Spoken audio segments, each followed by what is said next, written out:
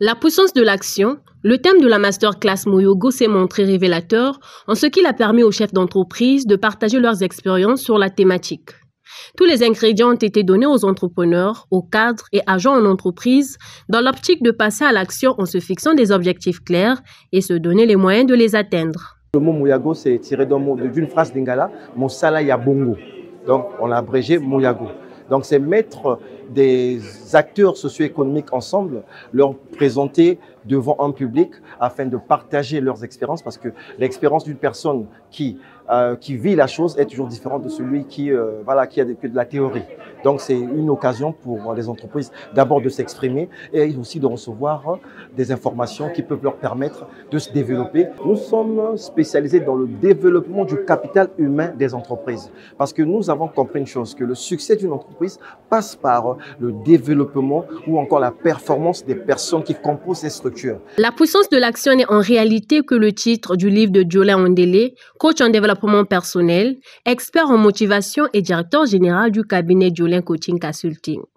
Dans cet ouvrage de 122 pages, l'auteur met en lumière les astuces pouvant permettre aux lecteurs de renforcer leur proactivité personnelle. On a utilisé le titre de l'ouvrage comme étant le terme majeur même de l'événement. Pourquoi la puissance de l'action? C'est parce que nous sommes partis d'un constat que les gens passent plus de temps à parler, mais peu à passer à l'action. Donc, c'était un moyen de les faire comprendre l'importance de l'action pour leur vie et même au niveau de l'entreprise. Cet ouvrage est divisé en 3 parties. La première partie, c'est pourquoi agir et qu'est-ce qui vous empêche d'agir. Et la dernière partie, c'est comment agir. Donc là, c'est vraiment une démarche complète de montrer aux gens les raisons pour agir et aussi de leur montrer quelles sont les pesanteurs ou encore les obstacles qui les empêchent à agir. Mais on ne s'arrête pas là et après, on présente aussi comment agir.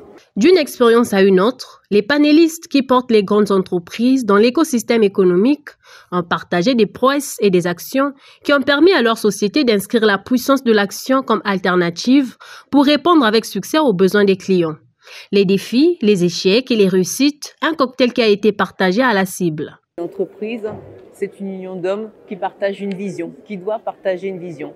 De temps en temps, soit dès le départ, soit pendant la durée de vie d'une société, il y a besoin tout simplement de remotiver les hommes. Les hommes, c'est bien sûr toute l'équipe, mais c'est aussi le manager, pour qu'ils partagent tout simplement les objectifs et mettre des moyens pour rebootser un petit peu, des techniques pour rebootser un petit peu l'ensemble du capital humain.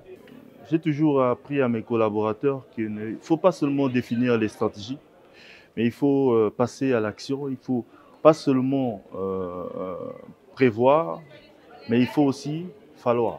Quand on veut quelque chose, même si c'est en haut de la montagne, il faudrait grimper pour arracher cette chose. L'action pour moi, c'est de réussir à concrétiser un rêve, une idée, c'est de réussir à mettre un terme à quelque chose qui va vous faire évoluer. Les participants à cette première masterclass, couplée à la présentation du livre La puissance de l'action, estiment avoir acquis les rudiments nécessaires pour pouvoir améliorer leur performance en entreprise. Ce que je garde, c'est que nous ne devons pas procrastiner, soit attendre pour agir. Dès que nous avons une idée, allons-y. Même si ça ne peut pas marcher aujourd'hui, mais continuons à agir. Dans une entreprise, chacun vit avec son éducation. Et ici, aujourd'hui, nous avons appris que nous devons nous accepter les uns les autres. Parce que nous ne sommes pas en conquête de vouloir plaire, mais c'est pour le but commun et c'est pour l'avancement de l'entreprise. On a appris ici que toutes ces grandes entreprises, toutes ces personnes porteurs de projets qui ont mis en œuvre leur activité, ils ont d'abord conçu ça mentalement.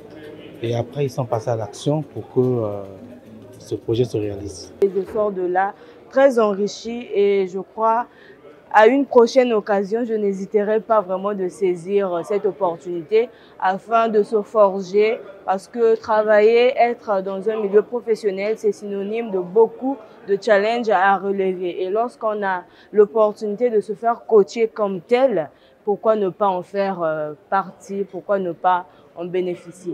Le livre La puissance de l'action, présenté et dédicacé ce 16 novembre 2024, est le deuxième ouvrage du coach Jolin Ondélé, après la recette du bonheur, dans lequel il aborde les questions relatives au développement personnel et au leadership.